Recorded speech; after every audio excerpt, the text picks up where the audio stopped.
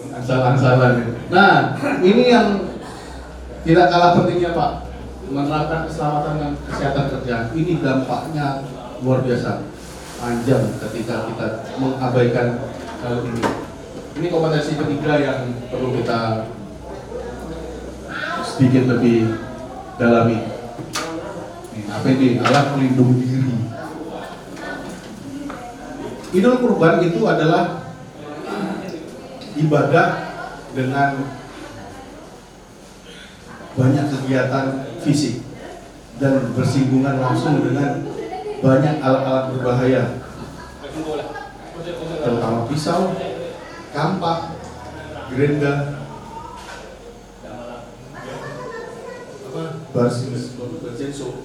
sensu, hum, misalnya berbahaya semua. Ketika kita tidak hati-hati, ketika kita tidak mengamankan kita dan anggota kita, potensi kecelakaan dan potensi menyesalnya akan sangat-sangat besar. Dia menyenangkan. Betul Pak. Kemarin saya isi di Bantul Pak, ada jamaah angkat tangan, izin sharing katanya. Kejadiannya tahun lalu Pak, beliau mengatakan itu. Saya menyembelih, teman saya megang kepala sapi berontak, yang kesembelih tangan temannya. Itu Pak. Di sebelumnya lagi di daerah Prambanan, jam terbangnya juga sudah cukup penyembelih itu Pak. Ya, kepala tidak aman, gerak tangannya beliau sendiri putus, 2 ruas Pak, panjang ini. Kira-kira mau nyari di mana Pak untuk menggantikan ini? Kalau motor mungkin ada spare partnya Pak. Kita makanya sangat-sangat pentingnya keamanan dan keselamatan kerja. Nah, APD merupakan alat peralatan yang disiapkan untuk melindungi badan dari kemungkinan bahaya yang terjadi. Jadi fungsinya adalah meminimalisir potensi bahaya, bukan menangkal bahaya. Oke? Nah, penggunaan APD merupakan pilihan terakhir atau last resort dalam pencegahan kecelakaan. Nah, antisipasi pasti sudah dilakukan oleh panitia pada saat prepare. Ini nanti manajemen bahayanya gimana, manajemen seperti itu. Nah, ditambah APD, insya Allah akan lebih aman. Bukan hanya semua di area penyembelihan Pak, di area potong daging juga pegangannya pisau. Ya, potong daging, kampak itu. Nah, diusahakan kalau bisa semuanya menggunakan APD. Kecelakaan kerja dapat menimbulkan beberapa kerugian, antara lain kerusakan, kekacauan organisasi. Kalau di perusahaan jelas, ya kecelakaan pasti off. Mencari pengganti bukan faktor yang bukan perkara mudah. Harus rekrutmen lagi, harus panggil lagi, dan itu mengganggu stabilitas produksi. Keluhan kesedihan, nah, keluarga pasti sedih, cacat, serta kematian. Nah, kerugiannya ada kerugian langsung dan kerugian tidak langsung. Nah, kesehatan kerja, penerapan hygiene dan sanitasi dalam proses kerja dari awal hingga akhir. Tujuannya untuk mencegah pencemaran pada produk daging. Daging itu adalah benda yang sangat mudah terkontaminasi Pak. Jadi tergantung lingkungannya. Lingkungan di situ aroma tidak sedap, itu bisa diserap oleh daging. Termasuk aromanya sedap, wangi, itu bisa kontaminasi seperti itu. Makanya dari pertanyaan Bapak, bekerja daging sambil merokok, dan ini bisa bayangkan aroma nikotin tar pindah ke daging. Jadi, masih banyak Pak ya yang merokok sambil bekerja itu, masih doanya. Jadi mudah-mudahan setelah ini bapak-bapak bisa membantu menyampaikan ke bapak-bapak yang merokok itu, siapkan saja smoking area di luar instalasi pengolahan daging itu. Jadi ketika mulutnya mulai kecut, monggo keluar dulu, merokok dulu sebatang dua batang, kembali lagi. Catatannya harus cuci tangan. Nah, salah satu hikmah kita kena COVID kemarin, semuanya mahir cara cuci tangan yang baik. Iya? Pasti itu. Nah, ini APD Pak. Standarnya seperti yang tadi pagi Bapak lihat, dan ini gambar seperti ini. Helm di RPH banyak hook yang melintang kemana-mana. Oh, ini face shield untuk meminimalisir semprotan darah ketika kita menarik atau mendorong pisau. Selemek meminimalisir kotornya baju yang kita gunakan. Ini ada masker ya. Nah, ini sarung tangan anti sayat. Ini juga ada grade-nya Pak. Ada yang tergantung bahannya. Ada yang murah itu sekitar 50-an itu. Di atasnya ada nanti 300 sampai 500. Yang 2,5 juta pun ada, tergantung bahannya. Seperti itu. Yang agak murah ini nilon. Nah, ini sepatu. Usahakan menggunakan sepatu yang pertama agar tidak mudah terpeleset. Yang kedua, cari yang depannya ada besinya Pak. Jadi ketika handling, tapi keinjek, tidak apa-apa. Bapak pakai sepatu biasa atau bahkan sandal jepit, ketika handling, keinjek, pasti sakit itu Pak. Mau pura-pura tidak sakit, tidak bisa dibohongi Pak. Tetap sakit Pak. Seperti itu. Belum retak, nah seperti itu. Sudah pada punya Pak? Nah, mohon diusahakan. Syukur-syukur nanti diajukan ke takmirnya. Pak Takmir, nah, untuk pengamanan kita tahun ini, bismillah, pengadaan investasi. Dan insya Allah ini barang-barang yang awet, jajaran-jajaran awet. Jadi tidak cuma setahun 2 tahun kita pakai. Itu semua Pak ya, bukan. Kalau mampu semua lebih baik Pak. Kalau mampu semua Pak. Iya. Nah, paling ini dan juru sembelihnya. Nah, tergantung ini ya, kalau ya bagian handling ya. Bagian handling ini sepatu penting Pak. Sepatu penting. Bagian daging, ngiris daging, nanti saya. Nah, itu. Ya mungkin bisa disesuaikan dengan kebutuhan budget juga. Tapi bapak-bapak di sini, pertanyaan saya, ketika bapak-bapak besok tampil seperti ini, pede enggak Pak? Masih sen. Pasti itu Pak. Berarti oh, gaya. Habis ikut pelatihan, gaya. Bukan gaya Pak urusannya Pak. Iya, urusan keselamatan. Yang ngomong karena belum biasa. Dulu di awal-awal kami ya tampil seperti ini di masjid kami yo. Seperti itu. Tapi kalau ada kecelakaan kan kita yang ngerasain Pak. Yang ngomong gaya apa ngejek itu kan mereka tidak merasakan apa-apa kan. Cuma bisa komentar Pak. Tapi Mas, ya.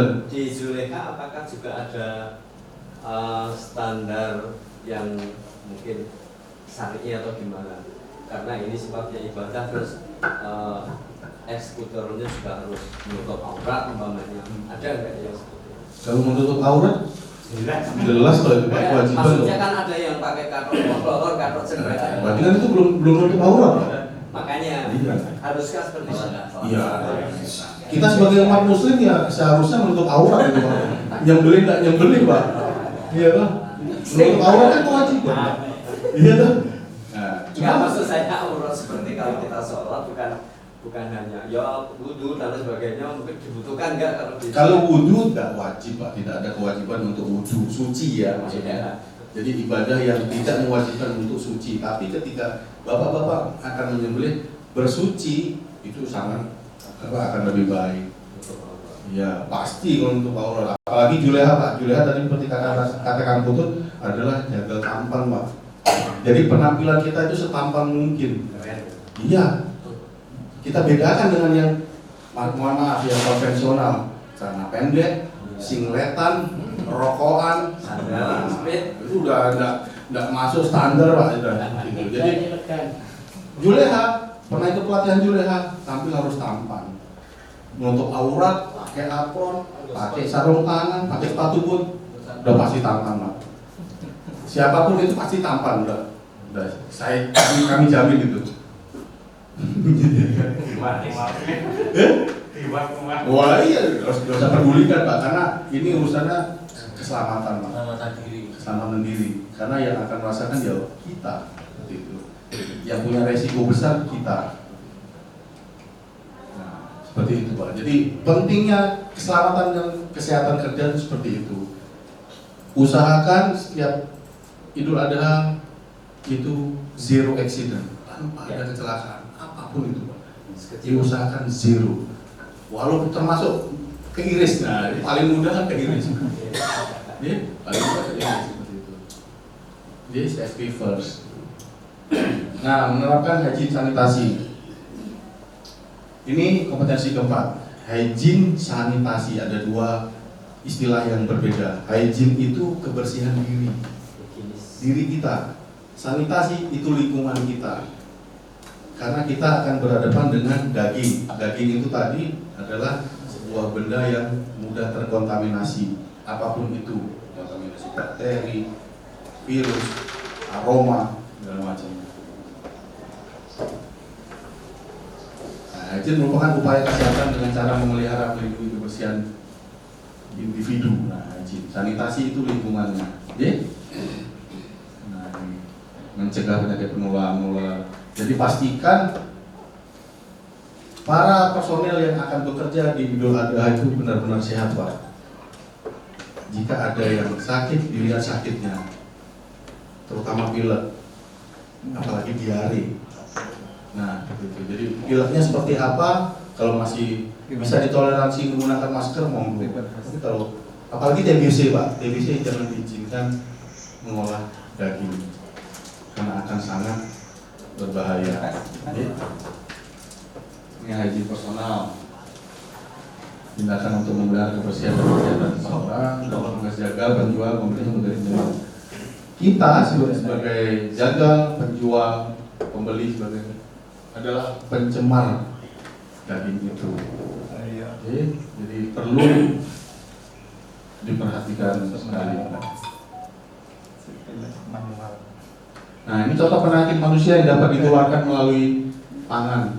Penyakit saluran nafas, demam, radang tenggorokan, pneumonia, scarlet fever, tuberkulosis, nah, TBC, gangguan pencernaan, disentri, demam tifoid, hepatitis infeksius. Jadi diare pun itu harus diwaspadai.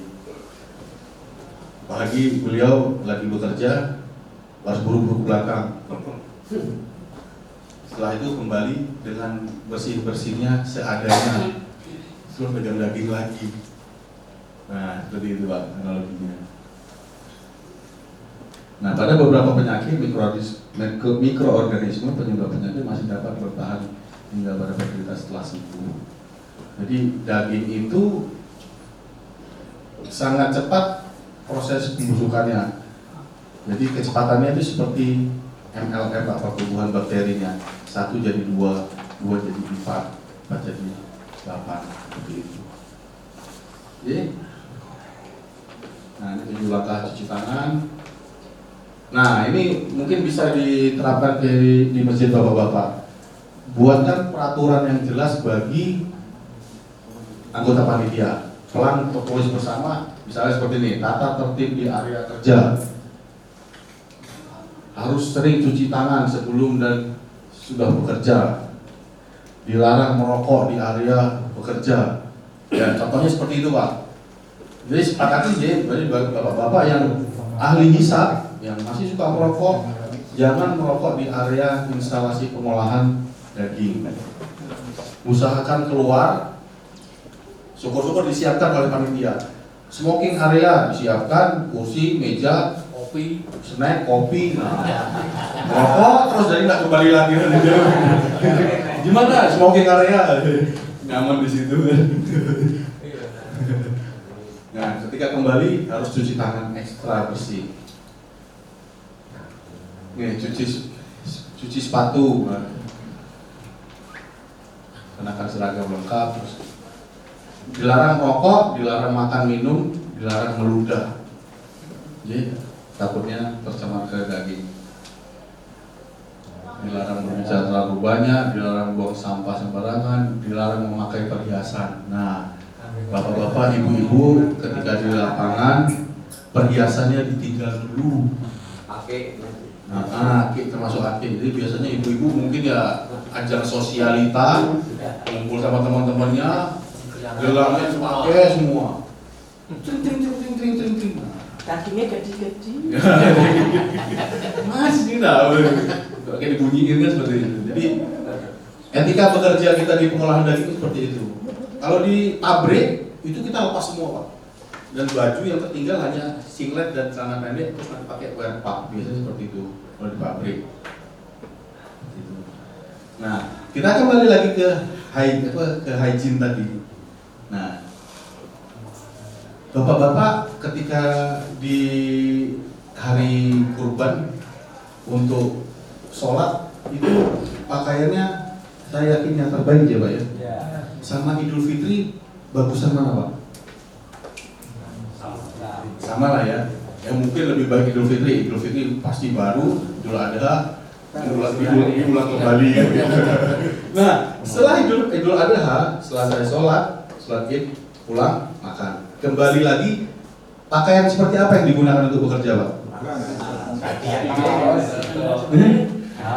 Yang setelah dipakai tadi malam, pakai kerja kemarin. Nah, pakaian kerja. Jadi kebanyakan masyarakat kita menggunakan pakaian yang seadanya. Karena apa? Kita akan bekerja kotor-kotoran. Nah, seperti itu. Jadi harus pakai pakaian bekas saja yang sudah aromanya yang semriwing. Seperti itu kan. Jadi mohon ini loh Pak, Idul Adha itu hari raya loh Pak. Idul Adha itu hari raya, tidak ada bedanya dengan Idul Fitri. Dan di Arab sana Idul Adha itu dirayakan lebih meriah daripada Idul Fitri.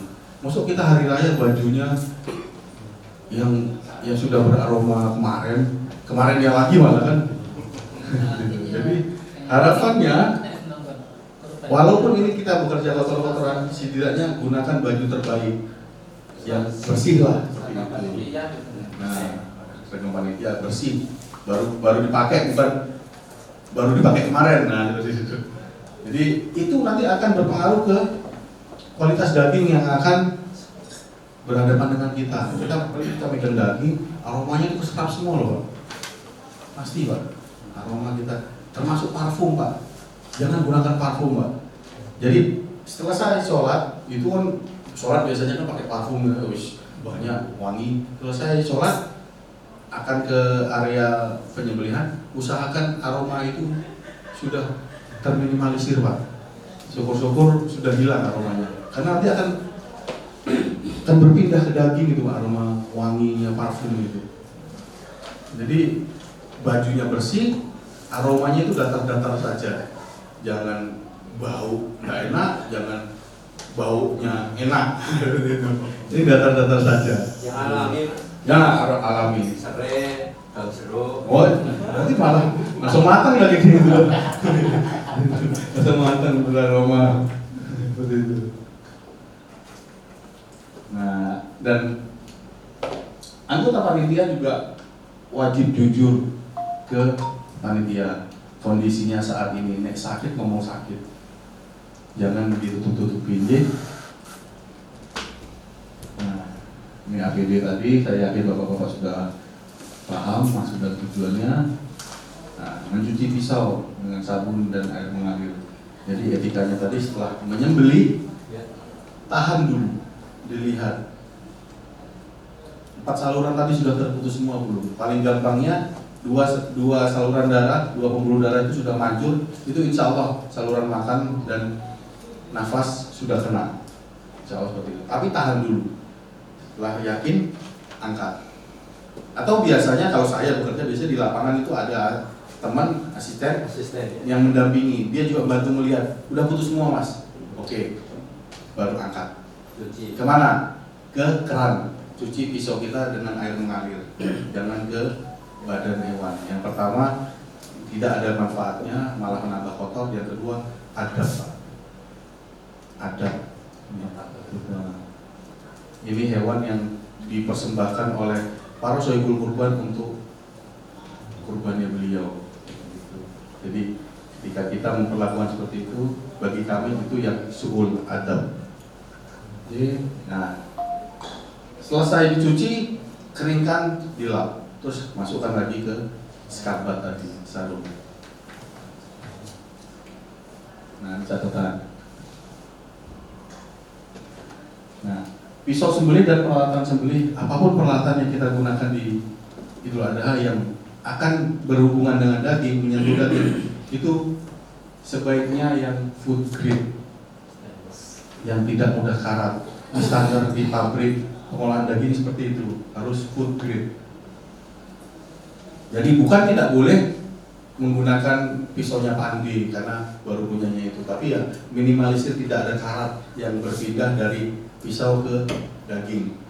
Seperti itu. Harus bisa dipastikan. Itu tugasnya operator yang memegang pisau. Nah, sebaiknya tidak menggunakan yang bergagang kayu. Nah, bagian pecinta kayu itu biasanya ada treatment khusus, dikasih lapisan tertentu agar bakteri tidak bersembunyi di celah-celah kayunya itu, biasanya seperti itu. Nah, perlu diperhatikan juga kebersihan peralatan sembelih, cuci sebelum dan setelah digunakan. Hilangkan karat, standar deh, potong kuku. Nah, potong kuku tadi termasuk kebersihan personal hygiene. Jadi, usahakan kukunya terpotong pada saat bekerja. Gunakan pakaian kerja yang benar dan bersih. Selalu mencuci tangan dengan sabun dan atau disinfektan. Terus bersihkan sepatu boot. Nah, terus koordinasi bagi semua tugas yang masing-masing disiplin. Tidak boleh makan, minum, merokok, bersin atau meludah di area penyembelihan dan pemrosesan karkas. Jadi selalu memperhatikan kebersihan dan penyembelihan. Yang terakhir, tidak memasuki area penyembelihan atau pemrosesan daging ketika merasakan gejala sakit. Iya, oke. Nah, seperti itu Pak. Ada pertanyaan Bapak? Ya. Terima kasih.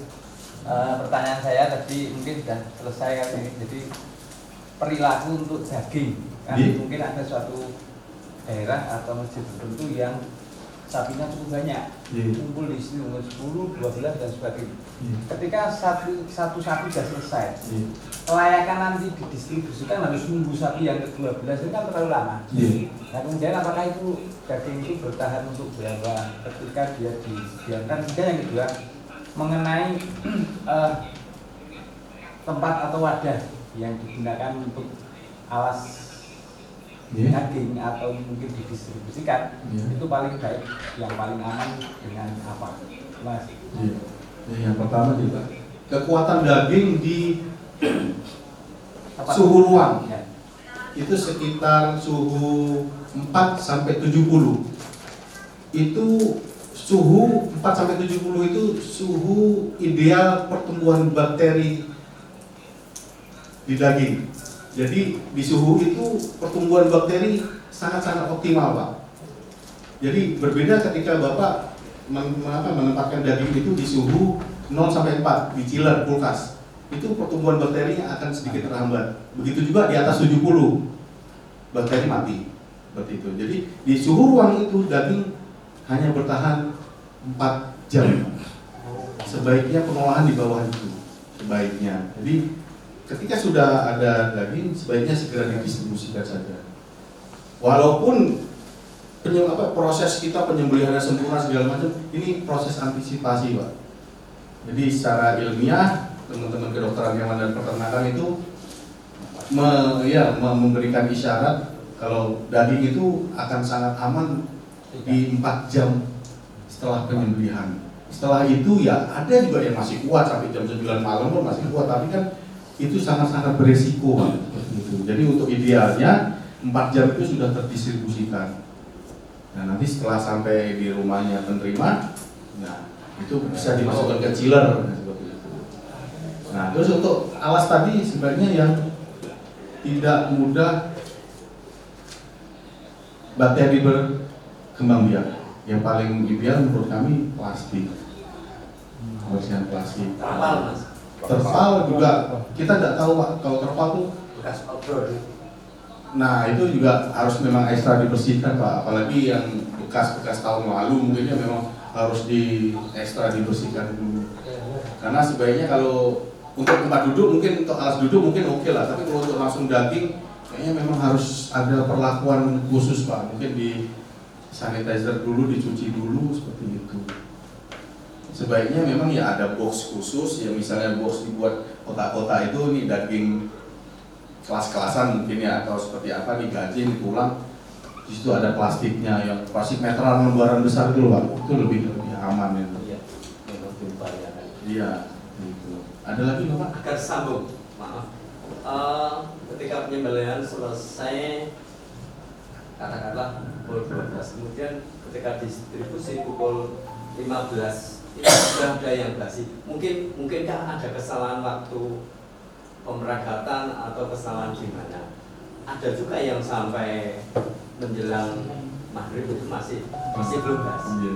Satu itu, kedua kalinya perlukah sapi itu diguyang atau kalau kambing yang dicukur dulu itu pengaruh nggak?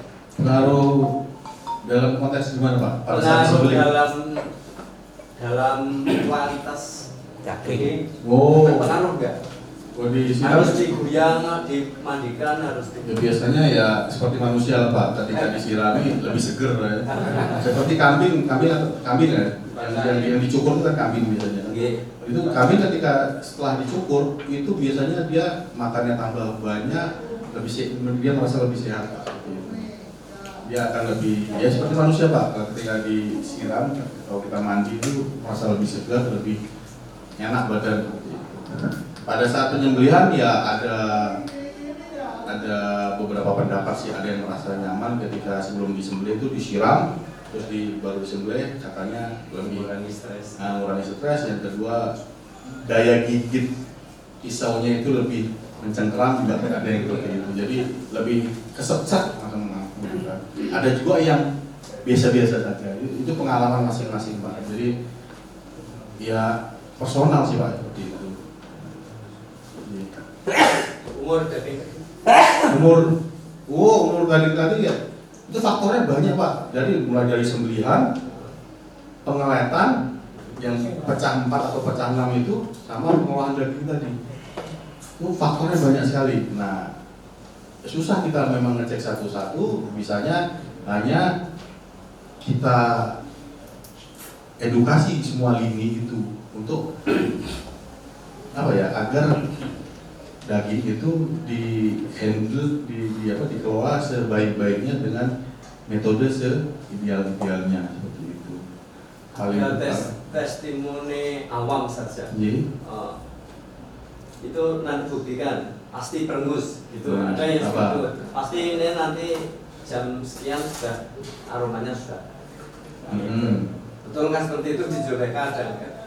Juleka kalau pasti perengus biasanya faktor hygiene sanitasi tadi Pak, faktor kebersihan. Jadi petugas kelat terutama habis megang kulit kan kotor kulit itu Pak, itu untuk daging.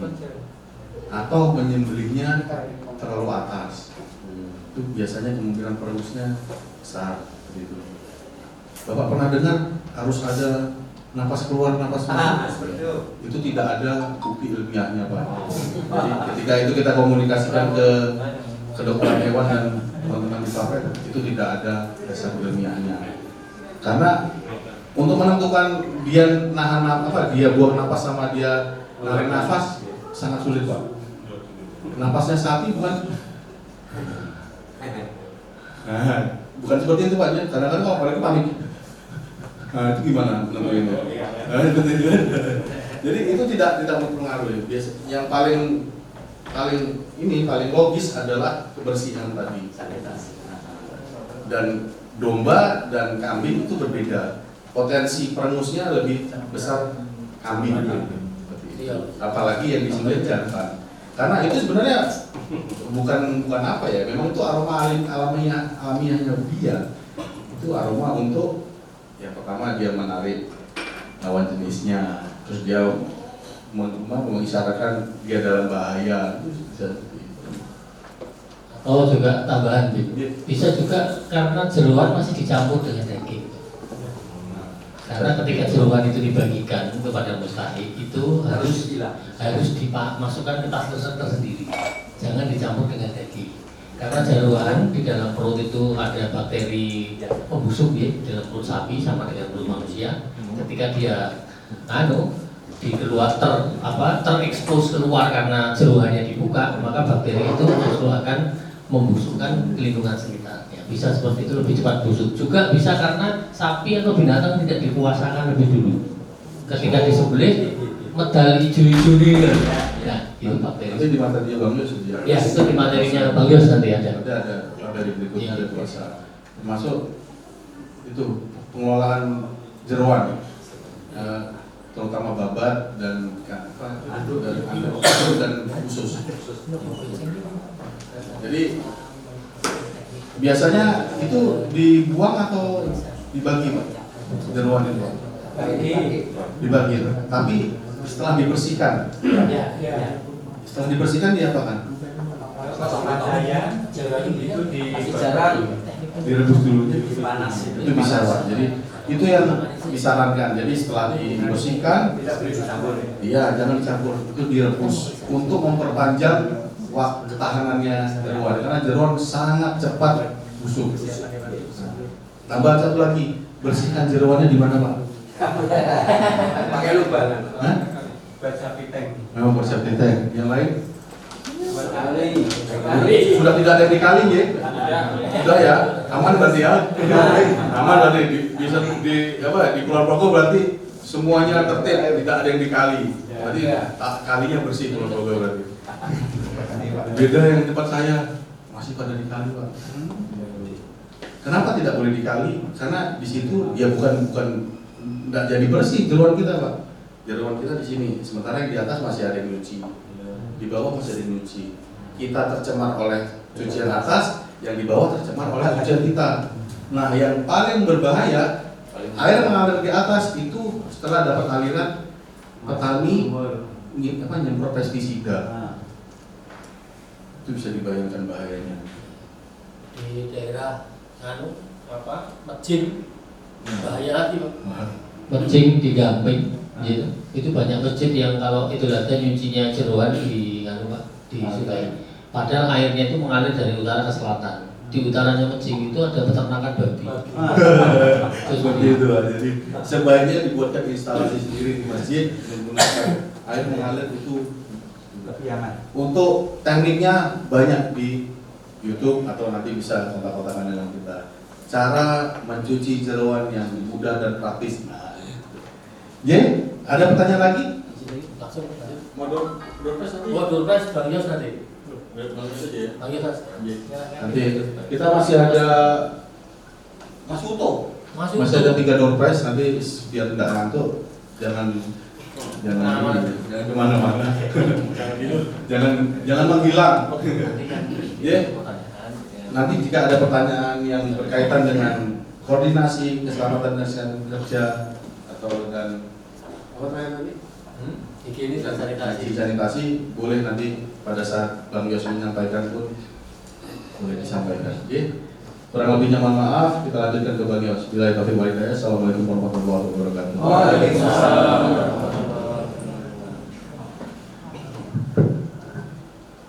Baik, assalamualaikum warahmatullahi wabarakatuh. Waalaikumsalam. Alhamdulillah, akhirnya kesempatan saya untuk berbicara. Sejak tadi pagi sampai siang ini tadi saya ngantuk gitu. Kurang ngomong-ngomong gitu. Baik, sebelumnya saya perlu memperkenalkan diri. Nama saya Yasar Akbar. Saya tinggal di Kuncen Wirobrajan, Jogja. Perempatan Wirobrajan itu ke kiri dikit, timur jalan. Nanti ada rumah saya di situ. Masuk gang dikit, silahkan mampir lain nama saya. Pak Kuncen ini. Latar belakang pendidikan saya teknik mesin. Sama, nggak ada hubungannya sama sembelian, nggak ada. Salah itu. Salah jurusan. Salah jurusan. Jadi memang ketertarikan saya terhadap sembelian ini memang betul-betul panggilan nurani, bukan karena saya faknya di bidang itu lantas saya mencintai sembelian, tidak. Jadi diawali dari keprihatinan kami, teman-teman yang sepemikiran tentang kekhawatiran banyaknya peredaran hasil sembelian yang tidak halal itu mengakibatkan kami berkolaborasi untuk bergabung di Juleha. Dan saya harap perjalanan juga seperti itu setelah mendapatkan sharing dari teman-teman kita hari ini, muncul kesadaran lebih tentang perlunya menjaga kehalalan bersama. Karena 80% penduduk Indonesia ini Muslim, tetapi 80% makanan yang beredar terutama untuk produk hasil sembelian justru terbalik, yang 80% halal gitu. Masih sok rategel bilang haram gitu. Padahal maksudnya non halal itu ya haram gitu. Baik, saya juga seperti teman-teman yang lain, saya adalah founder atau pendiri Juleha Jogja dan Juleha Indonesia. Jadi memang awal mulanya Juleha Indonesia pun juga dari Jogja itu, dan kamilah yang menginisiasi untuk membuat untuk membentuk organisasi Juleha ini. Kebetulan saya juga berada di Dewan Pengarah Juleha Jogja, DIY, dan saat ini masih diamani sebagai Ketua Juleha Kota Jogja. Jadi kalau wali kotanya Jogja itu saya, kalau Bupati Purworejo itu Mas Pudot ini. Gaji yang terbesar mana? Itu off the record itu. Kami tidak pernah gajian di Juleha, tidak pernah gajian. Tidak ada gaji ya Mas. Yang ada amplop. Sertifikasi kompetensi yang pernah kami ikuti adalah sebagai juru sembelih halal, ya sertifikat juru sembelih halal terbitan BNSP, nomornya seperti itu. Selain itu kami juga instruktur tersertifikat juga dalam bidang sembelih halal. Nasional Mas. Nasional, sifatnya nasional karena BNSP itu Badan Nasional Sertifikasi Profesi, itu yang mengeluarkan Jakarta Pusat. Jadi yang luar belum dapat. Yang gimana? Yang luar negeri belum dapat. Ini berlaku di luar negeri. Oh, Berlaku di luar negeri. Tadi sudah ditunjukkan gambarnya gitu. Jadi perwakilan.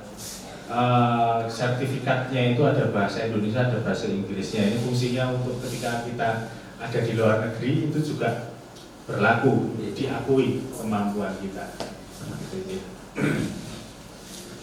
Dan ada beberapa teman juga yang sudah bekerja di luar negeri dengan sertifikat itu. Oke, kita lanjut. Ini saya temanya apa tadi?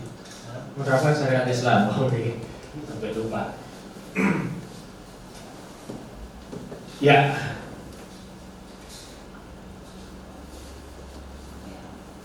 Jadi ini ada sebuah hadis yang dijadikan landasan tentang menjalankan syariat Islam, yaitu Islam dibangun atas 5 perkara.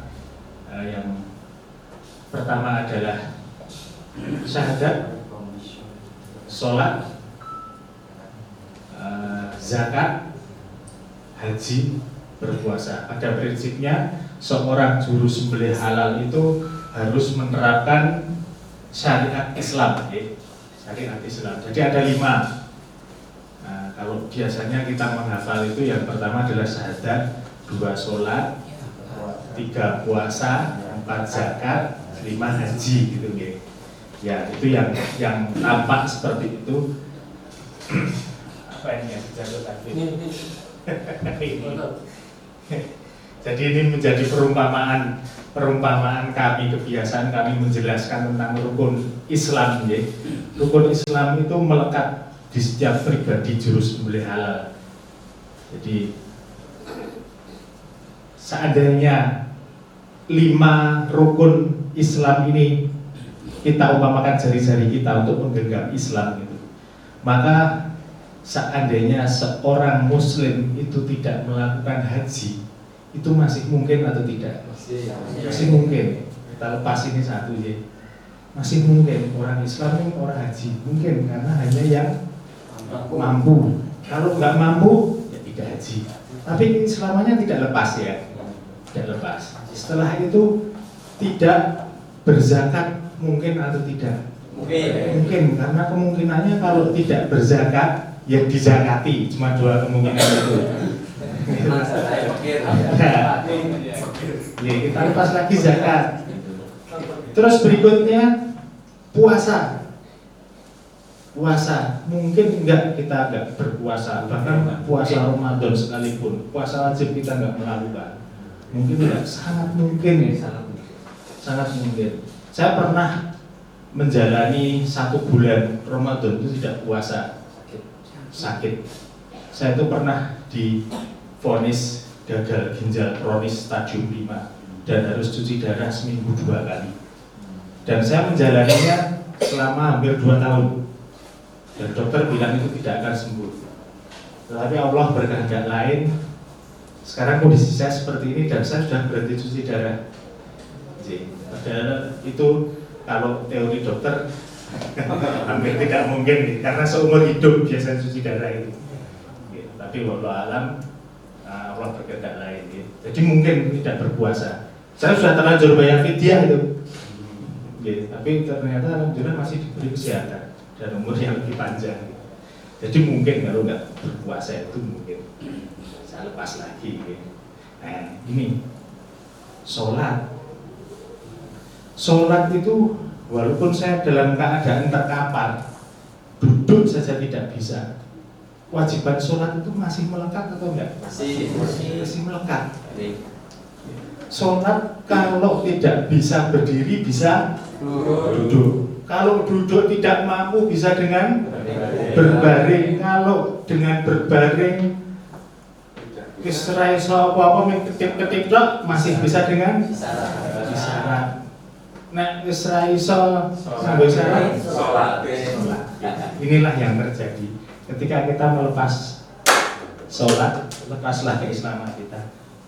Dan inilah yang digunakan niteni wong Islam atau enggak, terutama di masa hidupnya Rasulullah dengan melihat sholat atau tidak. Jadi juru sembelih halal itu mutlak harus diketahui bahwa ia menjalankan syariat Islam, terutama sholat,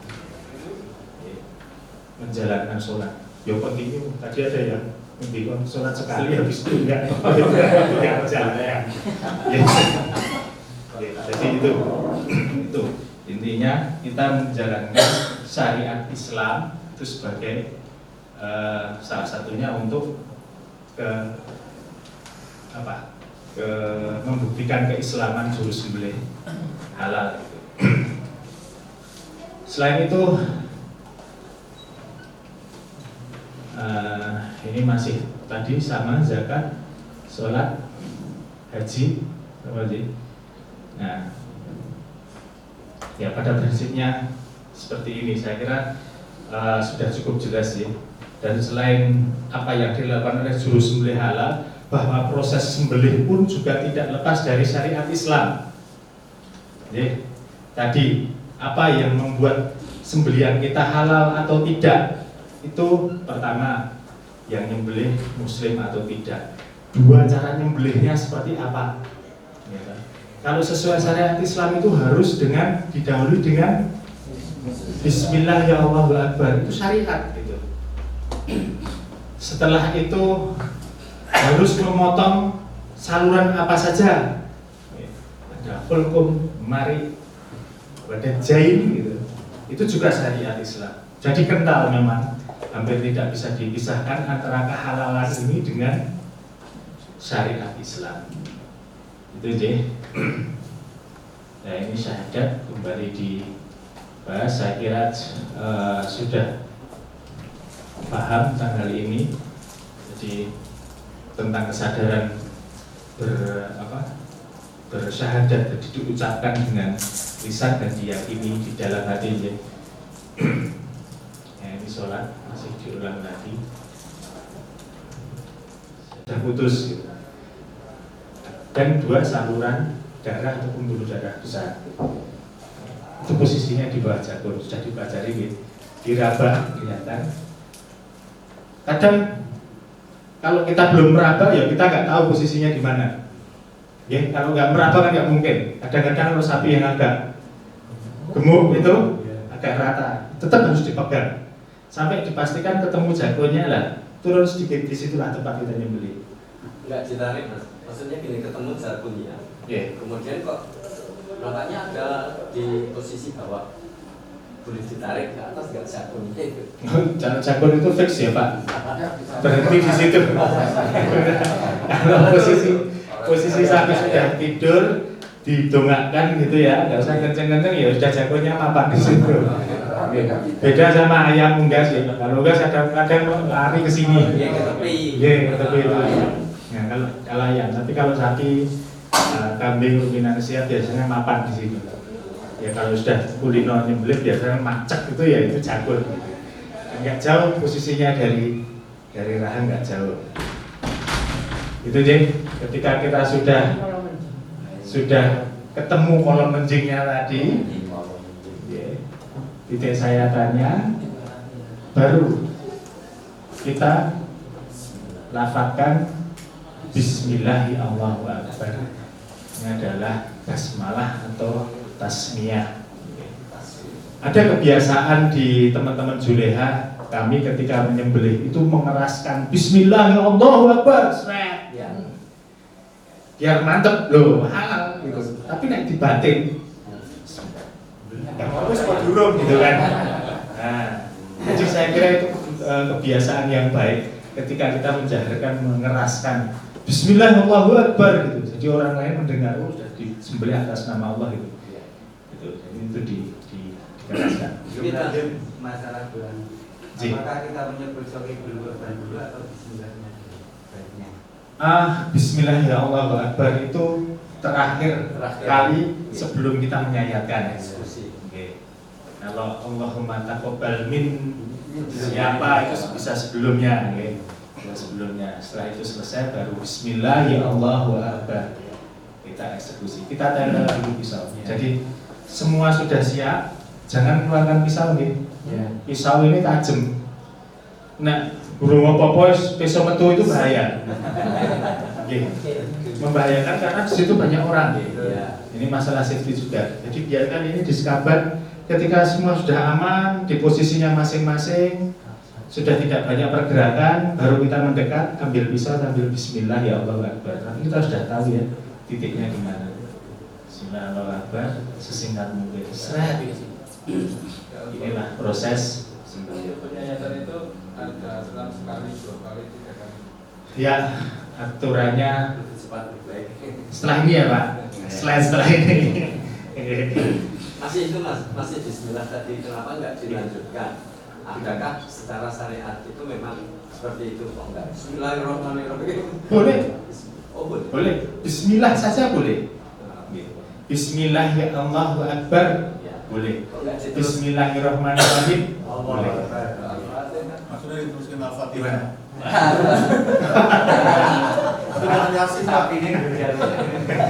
Enggak mas, kalau saya pernah dengar mitos atau beneran nggak tahu Bismillahirrahmanirrahim karena rohimnya maha pengasih. Kalau kita ingat itu kita nggak jadi. Itu wilayah ahli hadis. Yang jelas yang kita sampaikan di sini itu sekali lagi rujukan kita ke SKKNI. SKKNI itu disusun dari HAS 2023. HAS itu apa? halal assurance system. Indonesia itu menganut ke sana tentang kehalalan, dan di dalam halal assurance system itu ada fatwa MUI. Jadi ini memang rantainya panjang sampai materi ini kita sampaikan di sini. Oke. Jadi itu sudah melewati bahasan yang cukup panjang. Jadi yang diperbolehkan di situ adalah Bismillah, Bismillah, Allahu Akbar, atau Bismillahirrahmanirrahim. Oke. Itu ya. Oke, kita lanjut lagi, lakukan penyayatan hingga memotong saluran makan, saluran nafas, dan 2 pembuluh nadi dengan cepat. Secepat mungkin. Oke, secepat mungkin. Ini masalah relatif. Masalah relatif, jadi semakin cepat akan semakin baik, gitu saja. Berapa detik itu tidak ada patokannya. Bahwa tadi di ketika nafas mau, Ya itu memang sulit untuk dipraktekkan, dan tinjauan ilmiahnya juga selama ini saya belum pernah membaca itu. Ketika nafas keluar atau nafas masuk, agak repot. Oke, kita lanjutkan. Nah, ini adalah salah satu teknik penyembelihan. Ini posisi pisau ada di atas leher. Ya,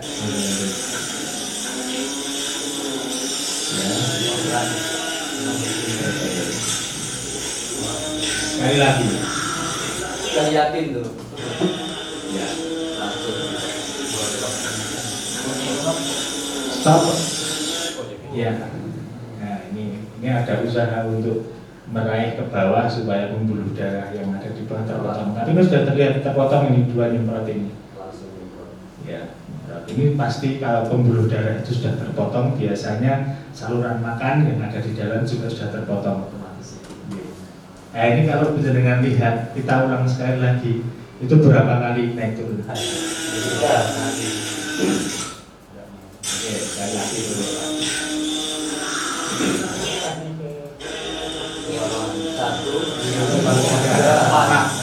5.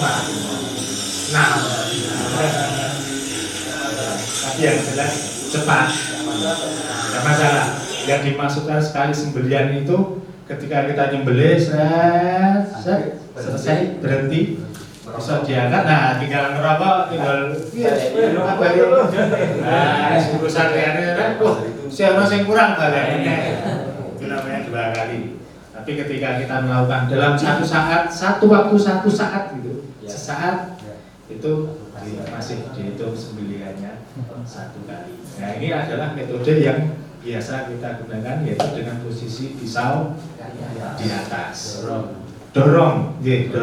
Biasa dibutuhkan pisau yang sedikit agak panjang, agak panjang, dan harus tajam. Kalau nggak tajam nggak mungkin nyembelih sebagus ini tadi.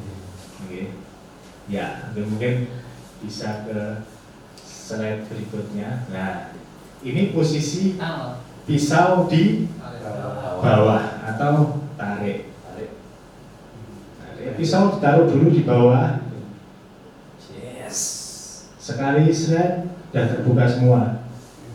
Ya, cek dulu, jangan buru-buru pergi. Ya, ternyata sudah putus semua, baru angkat pisaunya. Iya. Gapel ya. Gampang ini. Nah, ini juga harus.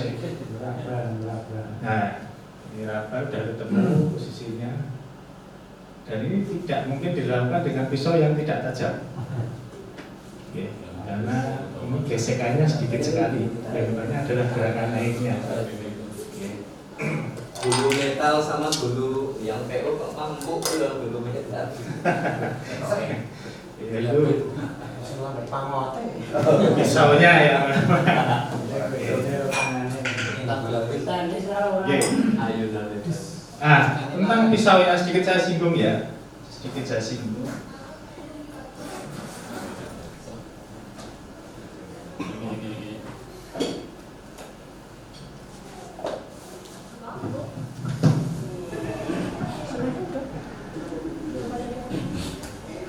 Kalau tadi sesuai SKKNI panjang pisau yang disarankan berapa nih Pak? 20 sampai 30. Rumusnya apa rumusnya? 1,5 kali leher, lebar leher gitu. Ya. Lebar leher. Jadi biasanya yang digunakan untuk dorong itu sekitar segini. Ini 30 cm. Kalau lebarnya itu 20 cm, 20 cm kan sekitar sini deh. Sapi itu, sapi kecil lah sapi bali gitu. Nah, maka pisaunya bisa 1,5 kali atau 30 cm. Ini yang digunakan untuk dorong. Nah, tadi yang untuk praktek dorong tadi juga kurang lebih panjangnya segini. Nah, kalau untuk yang tarik direkomendasikan memang yang sedikit lebih pendek. Dan inilah pisau yang saya gunakan untuk nyembelih tadi. Ini dengan Tresani itu kan merah. Dan itu saya itu bisa bilang loh Pak. Oh, ini saya ini. Wah, darahnya siapa? Bukan masalah ya, Cak. Itu saya itu. Nah, ini pisau yang saya gunakan ini. Pak itu udah pakai kacamata ya Pak. Iya. Pakai visil. Itu pakai APD. Masalahnya kita gede sapi. Iya. Jadi gitu sih. Teknik sembelian yang lumrah kita gunakan adalah dua jenis tadi, pisau di atas atau dorong atau pisau dari bawah atau tarik. Dan yang perlu diperhatikan saat kita mendorong, hati-hati. Kalau kita kadang-kadang pakai dua tangan, itu jangan taruh tangan kita di sini, Ya. di sini. Nambah kekuatan. Nah, ini bahaya. Kalau di sini itu kan licin nih. Sulit. Masa malah tangan kita sendiri yang kena. Jadi pegangnya di sini. Kalau kita memang butuh tenaga tambahan, itu perlu hati-hati. Itu pisau kalau sudah kecil bahaya juga ya Mas. Mungkin bisa gelepek. Kecil maksudnya tipis. Bukan. Habis Satu sininya. tipis ya. Ya makanya beli Pak. Kalau sudah kecil jangan dibeli. Karena geometri ini dibutuhkan untuk nyembelih gitu. Rata-rata kan hampir semua pisau sembelih itu melengkung gini karena ada gerakan kembali maju lagi. Iya, iya. Yeah. Tapi kalau sudah mulai habis kan jadi runcing nanti, bisa nabrak sobekan kulit di depannya, mancep gitu. Nah, makanya dibikin logo seperti ini supaya ketika kita mengulang pun dia akan merobek. Gitu Jack. Nah, ini memang intinya di sembelih itu ada di materi ini, eksekusi. Eksekutornya kita sebagai juru sembelih. Nah, oke, selesai untuk sembelih. Belum Pak, langsung kondur pun sama ini kok.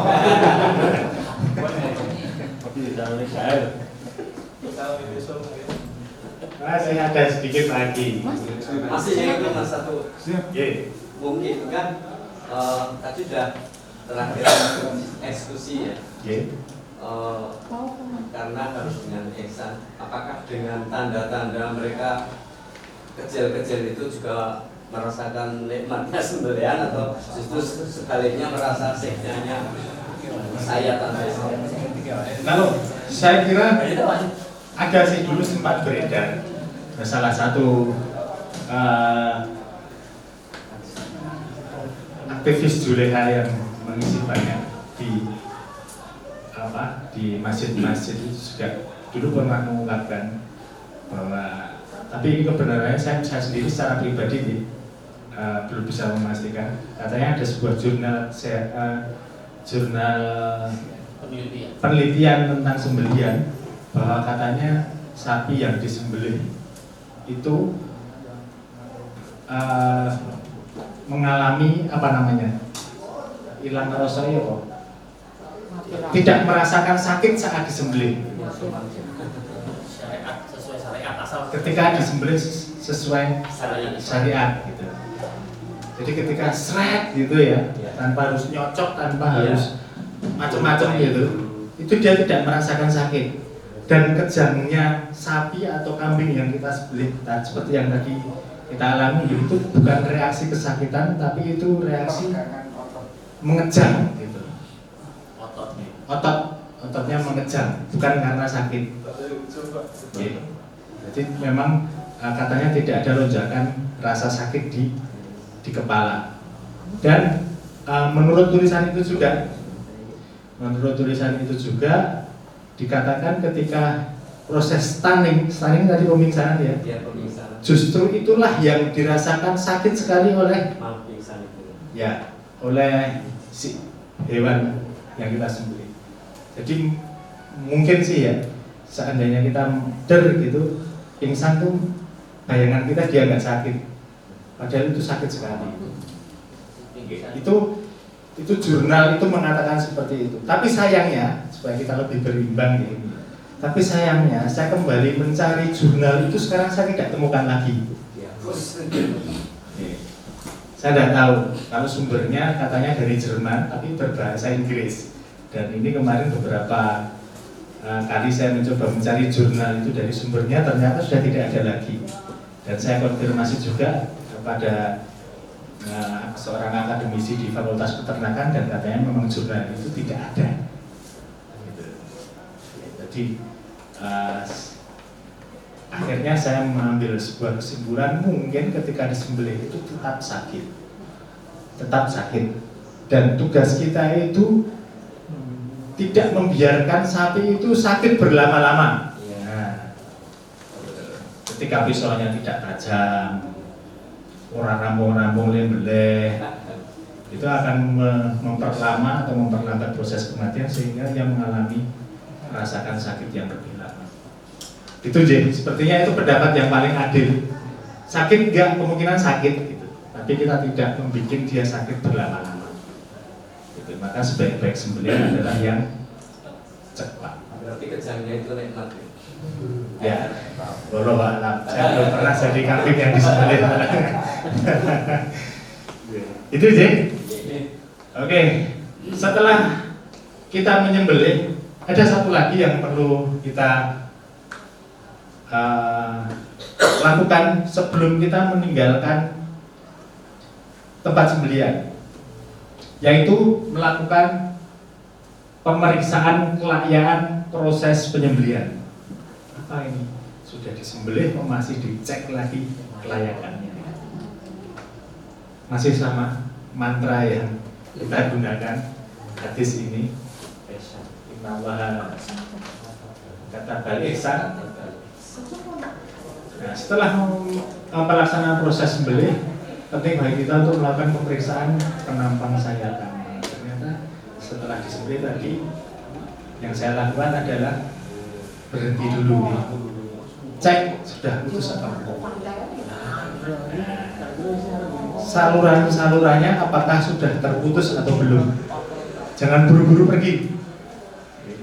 Dipastikan saluran-salurannya sudah terpotong dengan baik dan benar. Setelah itu cuci pisaunya, kita masih ke situ lagi. Jangan buru-buru pergi. Tungguin sampai mati. Kita harus di situ. Siapa tahu ini di poin kedua ini memastikan tidak ada sumbatan pada pembuluh darah agar darah dapat mengalir dengan lancar dan tuntas. Tadi sudah disinggung sih. Ketika tadi sapi stres ya, stres itu berpotensi pembuluh darahnya akan menutup, walaupun itu pembuluh darah yang besar itu bisa nutup. Kalau kita jumpai seperti itu, lantas apa yang harus kita lakukan? Ya, segera lakukan koreksi apabila ditemukan satu, adanya saluran yang belum terpotong secara sempurna, sudah sobek, sudah nyemprot tapi belum putus, dan kita lihat ya seperti itu. Itu masih berhubungan loh mas, walaupun sebenarnya itu masih hubungan. Ya, kita sempurnakan akan jauh lebih baik. Kita potong del biasa, karena urusannya dengan syariat gitu. Biasa potong. Dan ketika terjadi sumbatan pada pembuluh darah besar atau nadi yang mengakibatkan darah tidak keluar dengan lancar dan tuntas, ini harus kita lakukan koreksi. Tiba-tiba tersumbat. Nah, tersumbat itu seperti apa? Itu kan ada videonya, itu loh mas. Ini masih mantul tapi sudah mulai tersendat. Nggak lancar. Sesaat kemudian apa yang terjadi? Kedut-kedut tok ning ora metu piye. Nah ini Tersumbat ya. ini tersumbat, ini sudah terjadi sumbatan. Ini namanya false aneurysm. Nah, tadinya lancar, mulai mengecil, sesaat kemudian malah ramah ketiga bablas, tapi masih berdenyut.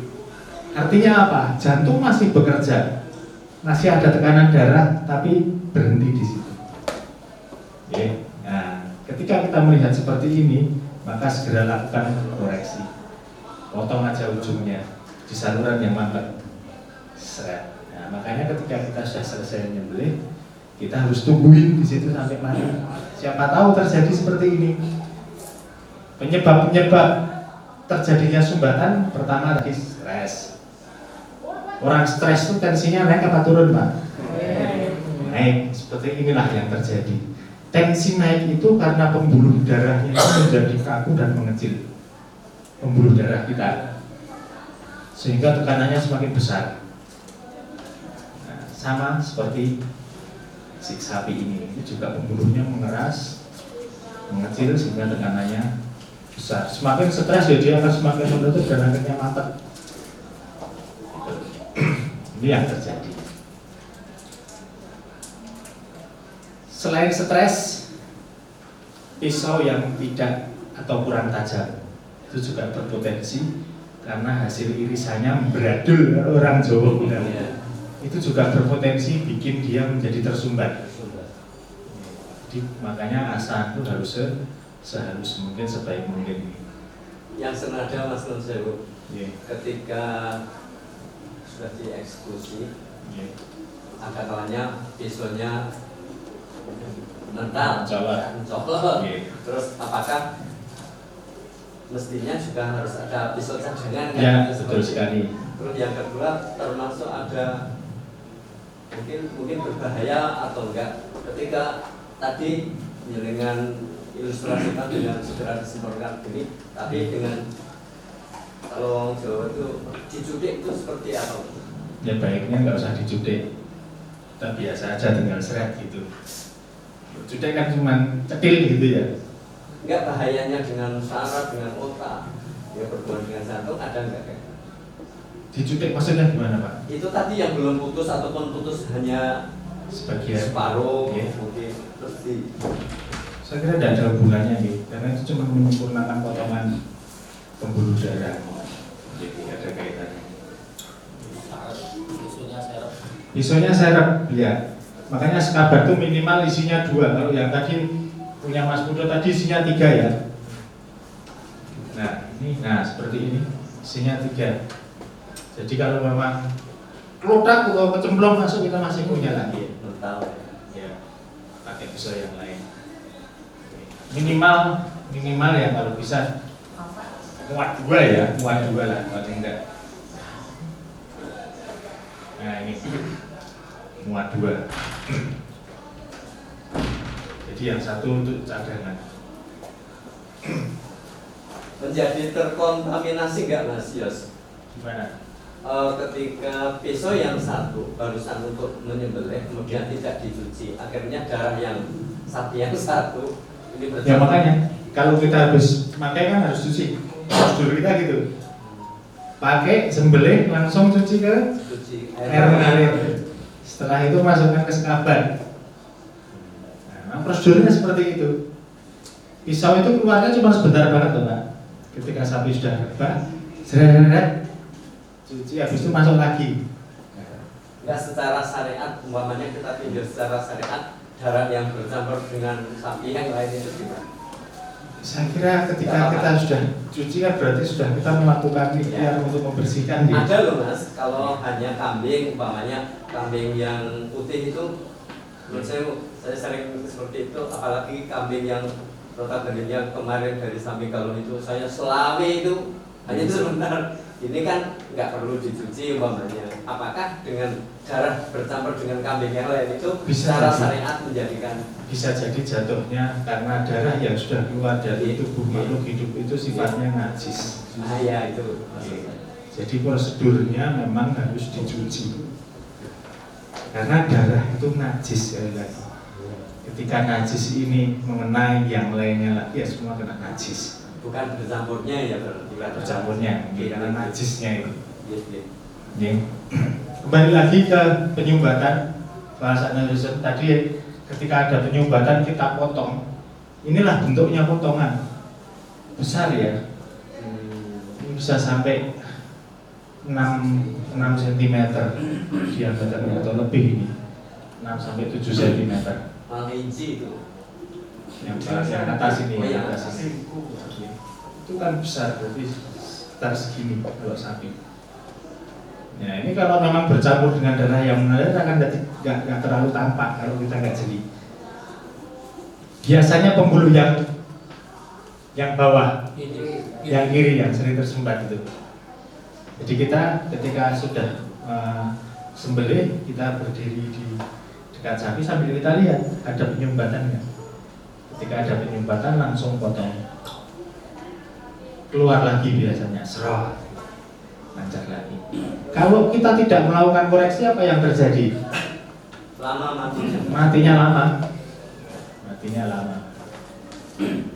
Satu lagi penyebab penyumbatan ini adalah motongnya terlalu ke bawah. Ketika kita motongnya jauh dari janggut, jadi nggak trik-trik jagal katanya leher itu punyanya jagal, karena di gawe akeh gitu. Itu biasanya terjadi penggumpalan seperti ini, penyumbatan seperti ini.